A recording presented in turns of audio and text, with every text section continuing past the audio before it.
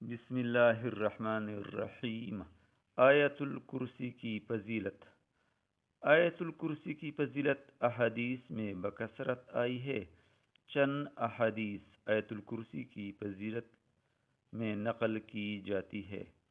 Number 1، حضرت ابی بن کعب رضی اللہ عنہ سے رسول اللہ صلی اللہ علیہ وآلہ وسلم پوچھتے ہیں کہ قرآن مجید میں سب سے زیادہ عظمت والی آیات کون سی ہے؟ آپ جواب دیتے ہیں، اللہ اور اس کے رسول ہی کو سب سے زیادہ علم ہے۔ آپ رضی اللہ عنہ پھر یہی سوال کرتے ہیں، بار بار کے سوالات پر جواب دیتے ہیں کہ قرآن مجید میں سب سے زیادہ عظمت والی آیات آیت الکرسی ہے۔ تفسیر ابن کثیر۔ نمبر 2، نبی کریم صلی اللہ علیہ وآلہ وسلم کا فرمان ہے کہ سورۃ بقرہ میں ایک آیات ہے جو قرآن کی تمام آیات کی سردار ہے، یعنی آیت الکرسی۔ جس گھر میں وہ پڑھی جائے وہاں سے شیطان بھاگ جاتا ہے۔ مستدرک ایک کتاب ہے جس میں یہ احادیث موجود ہے، احادیث کی کتاب ہے۔